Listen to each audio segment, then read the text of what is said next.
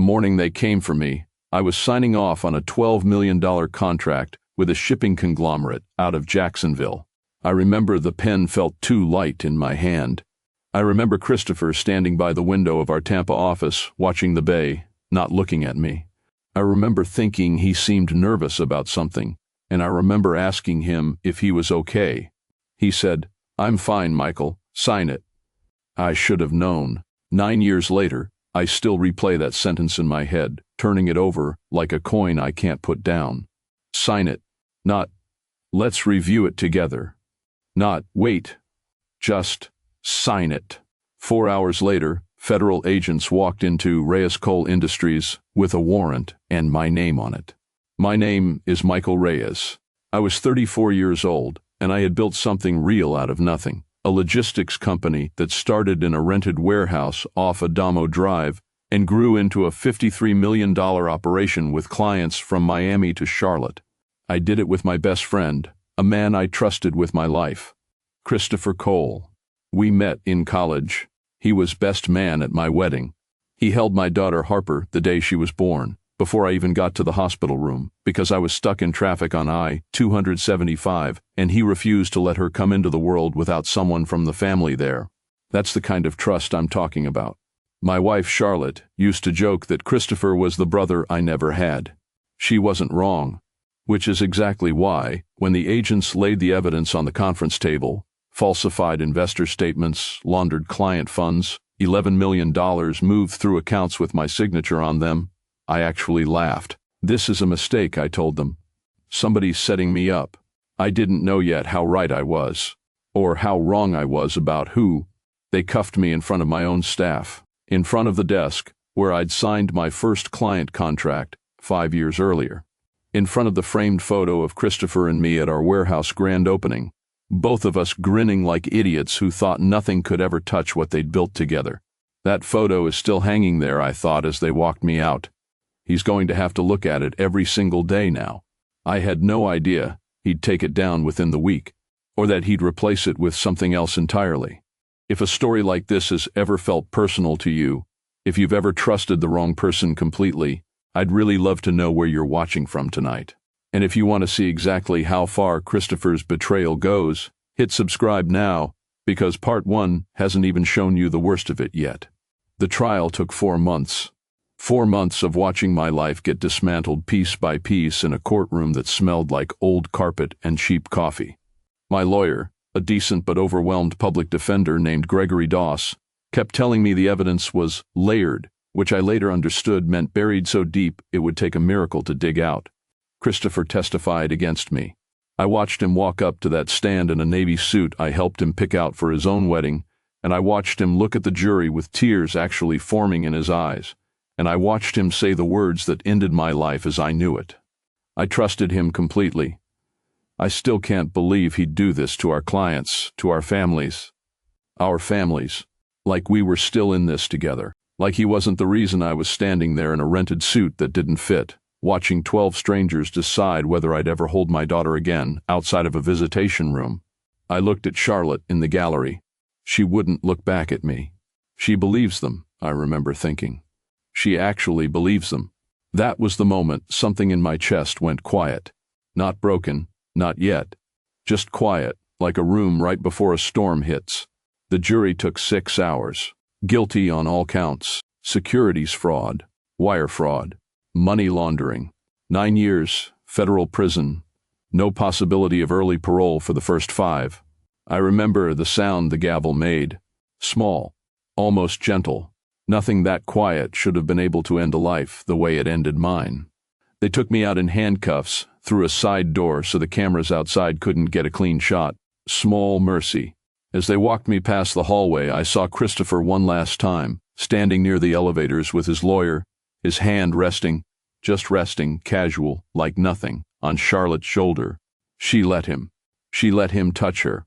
I don't remember the ride to the county facility. I don't remember processing. I remember lying on a bunk that night in a cell that smelled like bleach and fear, staring at a ceiling I would learn to know better than my own face. And I remember making myself one promise. I will remember everything, every date, every document, every lie. And one day, I will make him answer for all of it. The first 2 years were the worst. Charlotte stopped visiting after month 7. The letters slowed, then stopped entirely by month 11. I found out about the divorce filing from a manila envelope handed to me by a guard who didn't even look up from his clipboard. I found out about Harper's new home, her new school, her new life, in fragments. A photo here, a rumor there, a comment from another inmate whose cousin worked at the elementary school in Westchase where Harper had transferred. I found out Christopher had rebranded the company 18 months into my sentence. Reyes Coal Industries became Coal Dynamics.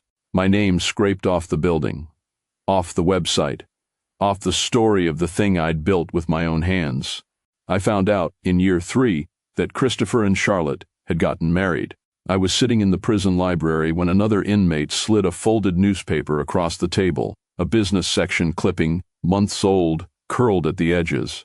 A photo of them at a gala in Sarasota. Charlotte in a green dress. I'd bought her for our 10th anniversary. An anniversary we never got to celebrate. Christopher's arm around her waist, like it had always belonged there. They didn't even wait for the ink to dry on the divorce papers. I sat with that paper in my hands for a long time. I didn't cry.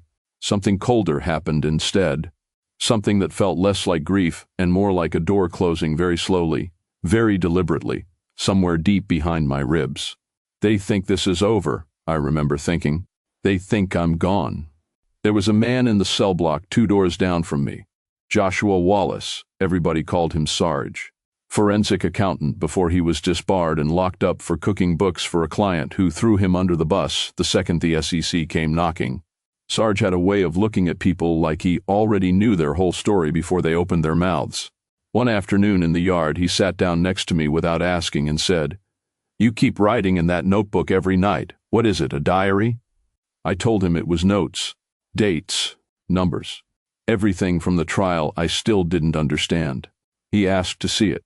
He flipped through maybe 6 pages before he stopped, tapped one line with a finger scarred from a prison kitchen accident, and looked up at me with an expression I'd never forget. "This account routing here," he said. "This wasn't opened by you. I'd bet my life on it. Somebody built this trail specifically so it would lead back to your signature, and whoever did it knew exactly what they were doing. This isn't sloppy fraud, Michael. This is architecture."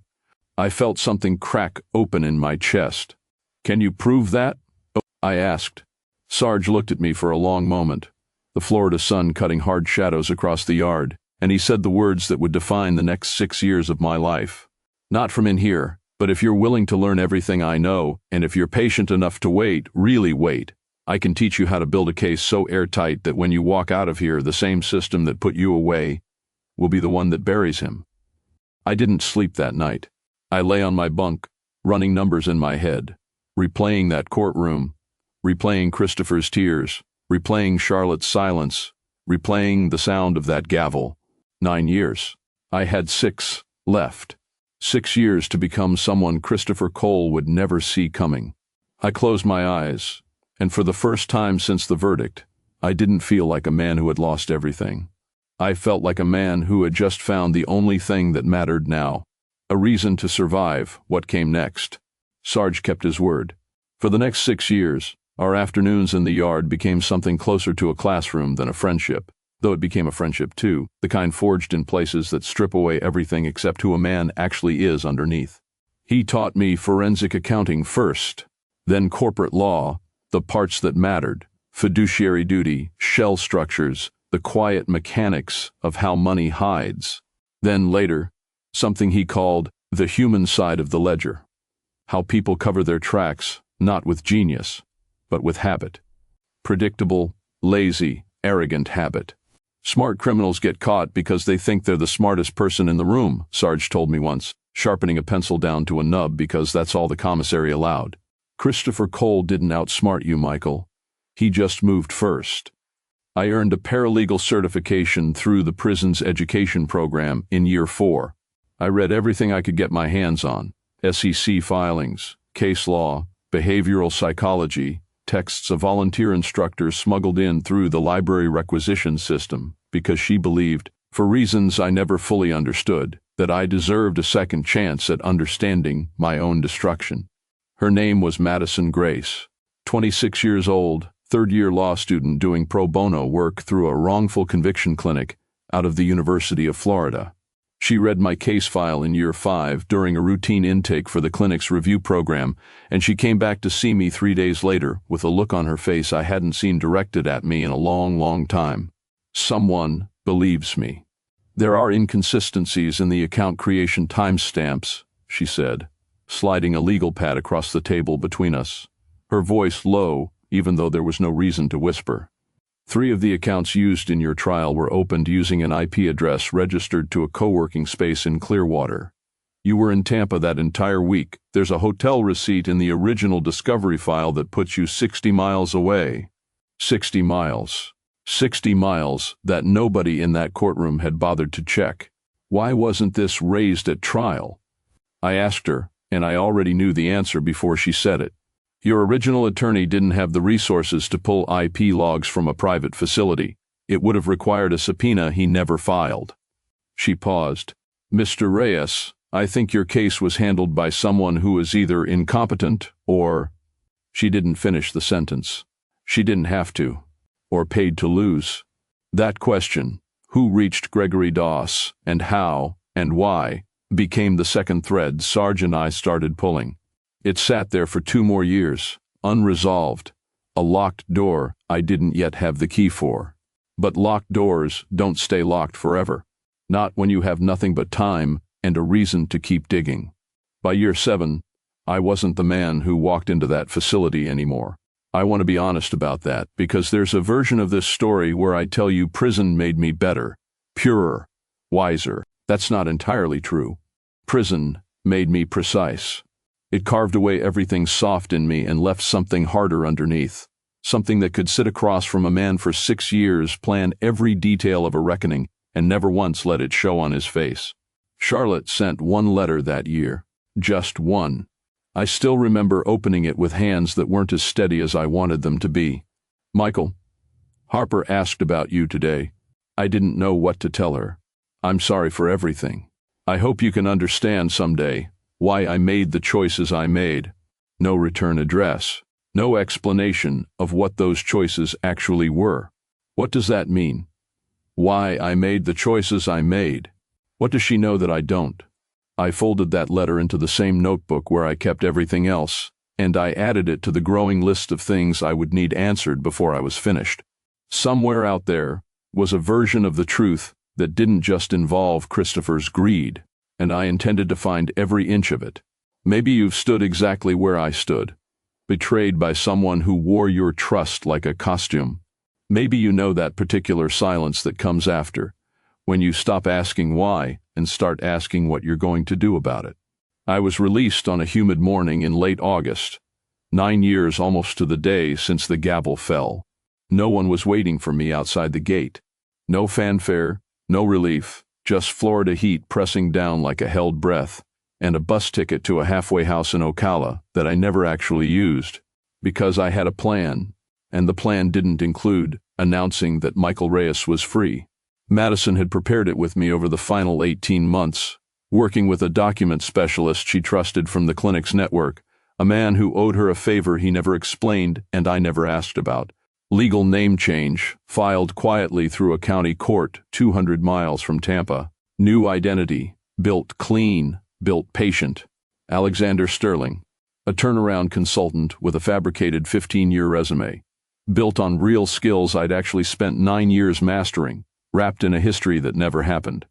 Corporate restructuring, forensic risk assessment, the kind of specialist companies bring in when they're bleeding and don't know why. For 18 months, Alexander Sterling worked small consulting contracts around Orlando and Jacksonville, building a reputation, building a paper trail of his own. The mirror image of what Christopher had built to bury me. Real invoices, real clients, real results. By the time Sterling's name started circulating in Florida business circles, nobody could have told you he didn't exist 5 years earlier. Meanwhile, I watched coal dynamics from a distance. Christopher had grown the company to nearly $80 million in valuation, expanding into 3 new states. But growth like that leaves cracks, and I had Sarge, released 2 years before me, working now as a private forensic consultant himself, an arrangement that was not remotely a coincidence, quietly mapping every one of them. We found the crack in month 14. A federal inquiry into one of Coal Dynamics' shipping subsidiaries. Nothing public yet, just early whispers from a contact of Sarge's inside a regulatory office in Tallahassee. Christopher needed a specialist, someone discreet, someone who could make the company's books look clean before anyone official started asking harder questions. Madison made sure Alexander Sterling's name reached the right consulting firm at exactly the right moment. The day I walked back into the building I'd built with my own hands, past the lobby directory that still listed Coal Dynamics in brushed steel letters where Reyes Coal Industries used to be, I felt something I hadn't expected to feel. Not rage, not yet. Calm. The kind of calm that only comes when a plan 9 years in the making finally starts moving on its own. Christopher didn't recognize me. 9 years, 40 pounds of prison and purpose muscle, a beard he'd never seen, glasses that changed the shape of my face just enough. He shook my hand across his own desk, the desk I'd picked out in the office I'd designed, and said the words that nearly broke my composure entirely. "Mr. Sterling, thank you for coming in personally. We need someone who can be discreet. This company means everything to me. Everything to you." I almost laughed. I kept my face still. I'd had 9 years of practice. "I understand completely," I told him, my voice steady, foreign, controlled. "Discretion is my specialty, Mr. Cole." I sat down across from the man who destroyed my life, in the chair where investors used to sit and pitch me their futures, and I opened my laptop to begin auditing the very fraud he'd once pinned on me. He had no idea. None. But 3 floors up, in a corner office with a view of Tampa Bay that used to be mine, I caught a glimpse of someone else, a woman stepping out of a glass conference room, laughing at something on her phone, her hair different now, shorter but unmistakably her. Charlotte. Still here. Still married to him. Still, I would learn within the week, the one person inside Coal Dynamics who controlled access to a set of encrypted financial files even Christopher couldn't open without her. Why would he give her that kind of power, unless he needed someone he trusted completely to hold the one thing that could destroy him? I closed my laptop slowly, my pulse steady, my mind already 3 moves ahead. She has something I need, and she has no idea who's about to ask her for it. Charlotte didn't recognize me either. Not at first. It took 3 weeks of careful, deliberate proximity, brief meetings in hallways, a shared elevator ride, a coffee order I accidentally overheard was hers, before she looked at me a beat too long one Tuesday afternoon outside the executive break room. "Mr. Sterling, have we met somewhere before? You seem familiar. You held my daughter before I did. You wore my ring for 6 years. Of course I seem familiar." "I have one of those faces," I told her, and watched her file the thought away, unsatisfied but distracted by the stack of files under her arm. Those files, that was the thread I needed to pull. Sarge's contact in Tallahassee confirmed what we'd suspected. The federal inquiry into Coal Dynamics' shipping subsidiary was real, and it was accelerating faster than Christopher realized. Someone inside the company had already been quietly cooperating with investigators for months. I just didn't know who yet. That was curiosity loop number 1, and it was about to collide with everything else. Andrew Price still worked as the company's senior accountant. 9 years older, grayer, jumpier than the man who'd once falsified my signature on $11 million of laundered transactions. I recognized him the moment I saw his name on an internal memo, the same name buried in the financial records Sarge and I had spent years reconstructing from prison library books and smuggled notes. I requested him personally for a routine compliance review. He didn't recognize me, not until I set a single folder on the table between us and said 4 words. "I know what happened." His face went the color of old paper. "I don't know what you're talking about," he said, but his hands were already shaking. I slid the folder closer. Bank routing logs, the Clearwater IP address, a wire transfer authorization with a signature so poorly forged that a first-year forensic examiner would catch it in 30 seconds, if anyone had ever bothered to look. 9 years ago, you helped Christopher Cole frame an innocent man for a fraud you both committed together," I said quietly. I have enough here to end your career and put you in a cell of your own.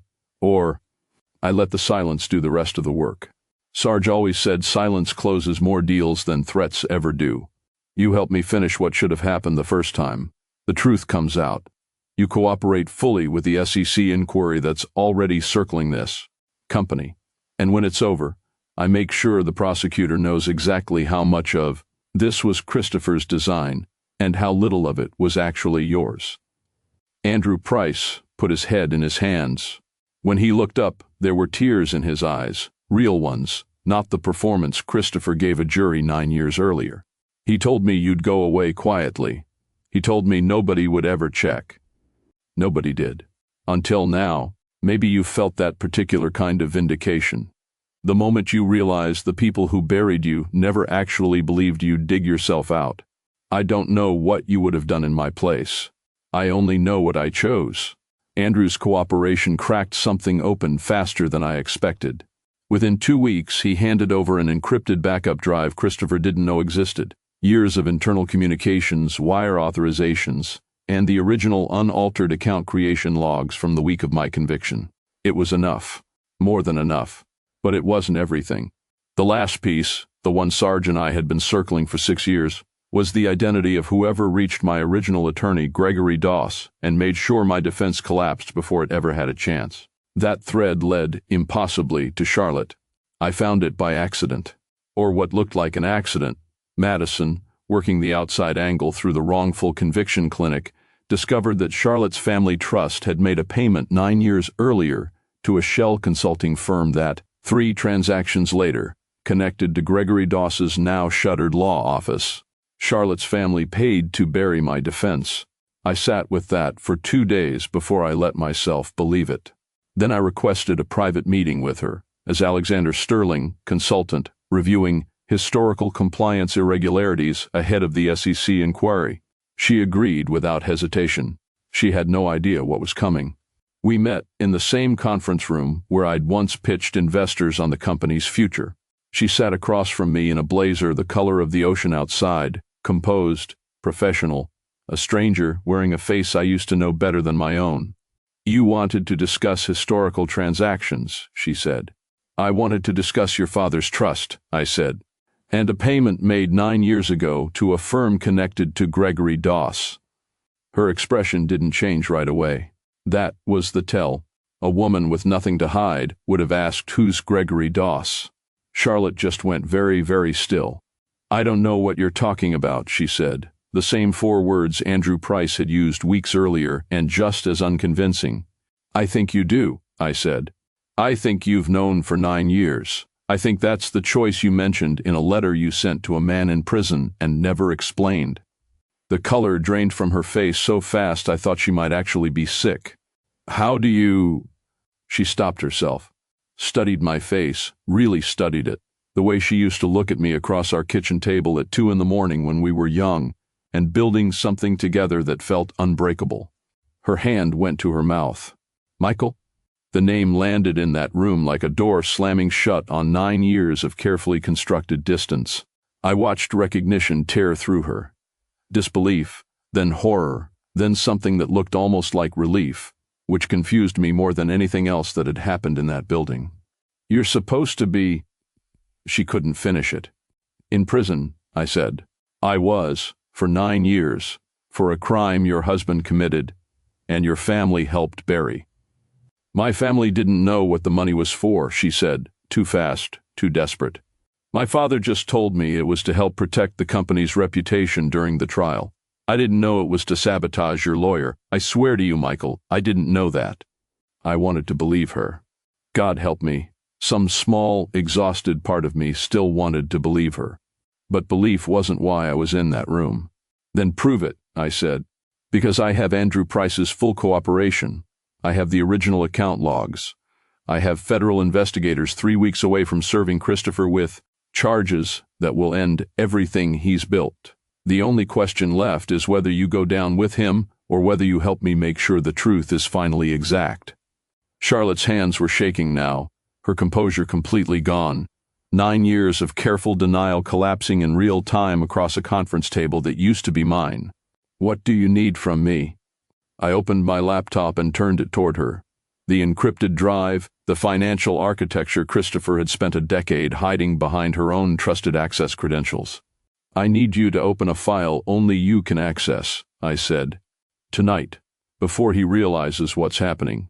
Because in 6 hours, Christopher Cole is having dinner with the 2 federal investigators who've been circling this company for months, and he thinks it's a routine compliance meeting I arranged myself.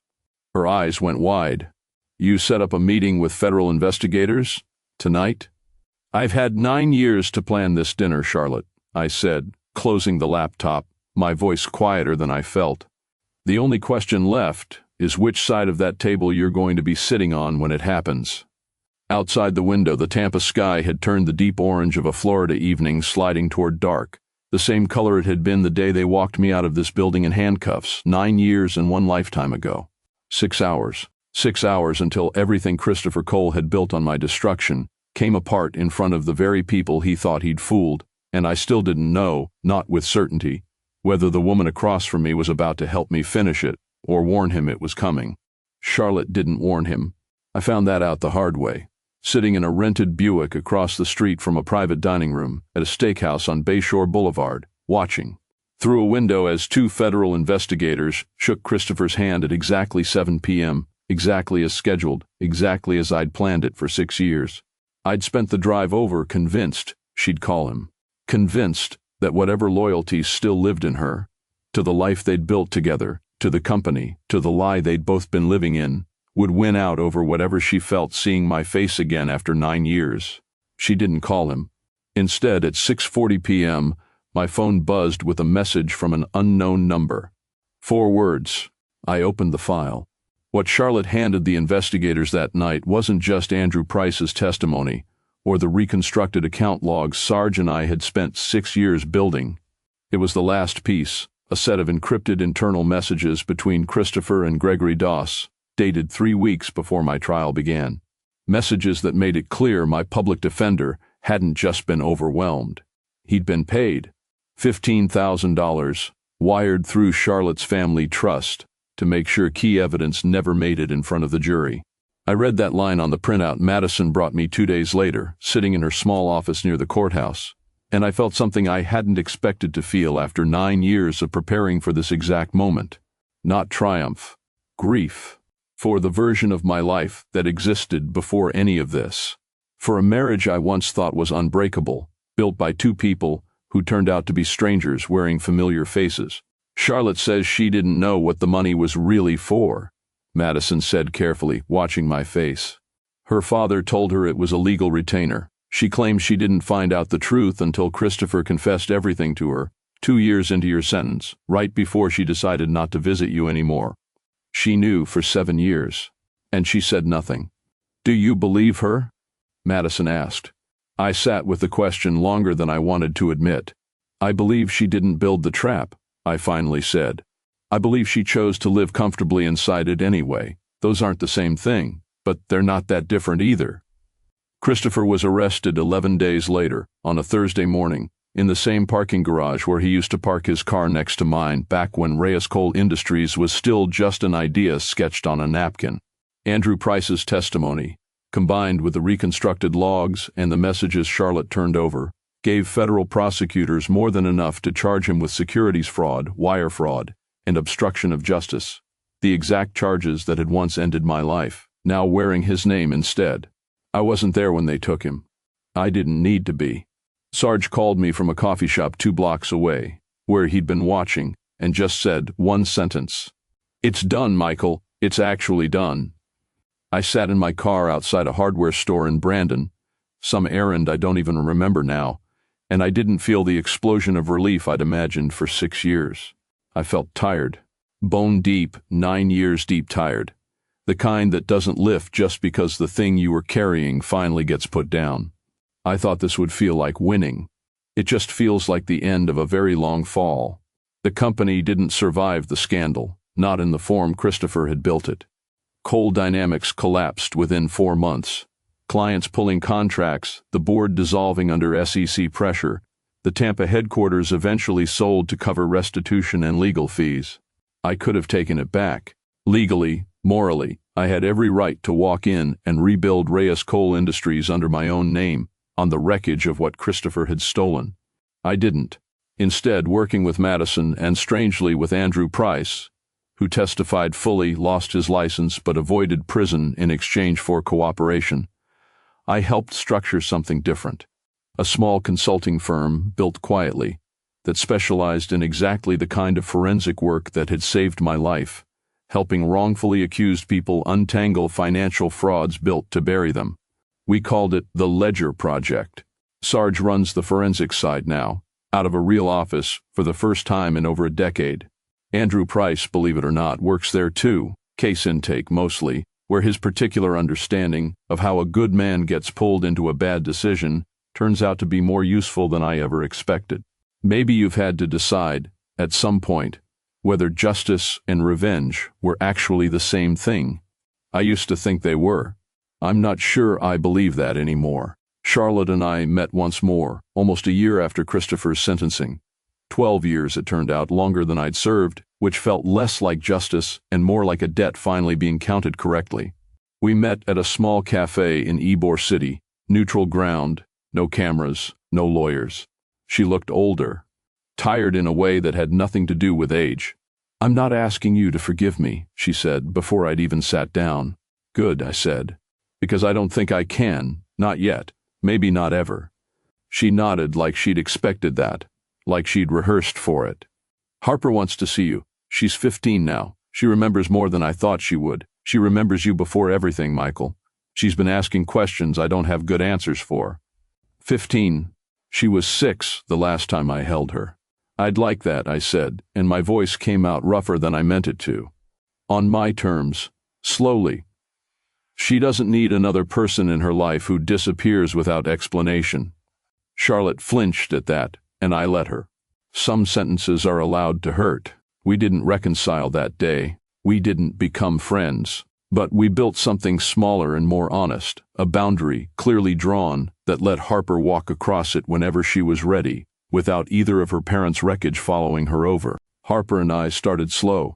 Coffee, every other Sunday, at a place near her school in Westchase. She asked about prison exactly once, early on, and I told her the truth in pieces small enough for a 15-year-old to actually hold. "Were you scared?" she asked me, the third time we met, stirring a drink she wasn't really drinking. "Every single day," I told her. "But I found something to hold on to, and eventually, that something became you." She didn't fully understand what I meant. I'm not sure I fully understood it myself until I said it out loud. But she reached across the table and took my hand, the way she used to when she was small enough to ride on my shoulders through the warehouse that started everything. And for the first time in 9 years, I let myself believe that some things really can be rebuilt. Not the way they were, but into something that still counts as whole. I think about Christopher sometimes, sitting in the same kind of cell I once knew too well. I don't visit. I don't write. There's a version of this story where I'd tell you I went to see him once, to look him in the eye and say everything I'd rehearsed for 6 years in a prison yard in the Florida heat. I didn't. In the end, I realized I didn't need his reaction to close that chapter. I'd already closed it the moment Charlotte's message came through. I opened the file. Everything after that was just the world catching up to a truth I'd known since the day the gavel fell. Some nights I still wake up expecting to hear a cell door instead of my own front door, expecting bleach and steel instead of the quiet hum of a life I finally get to call mine again. 9 years doesn't leave you all at once. I don't think it ever fully leaves. But I have Harper on Sundays now. I have the Ledger Project, and the strange, unexpected redemption of watching Andrew Price help someone else the way Sarge once helped me. I have a name that's mine again, and a company built on something better than the one Christopher and I started together, one built on the exact kind of truth that almost cost me everything to find. I got my life back. Not the one I lost. A different one, built out of what was left. I still don't know if what I did was justice, or just a slower, more patient kind of revenge wearing justice's clothes. If you'd spent 9 years planning exactly what I planned, would you have stopped at exposing him the way I did? Or would you have wanted him to lose everything the way you did, down to the very last thing?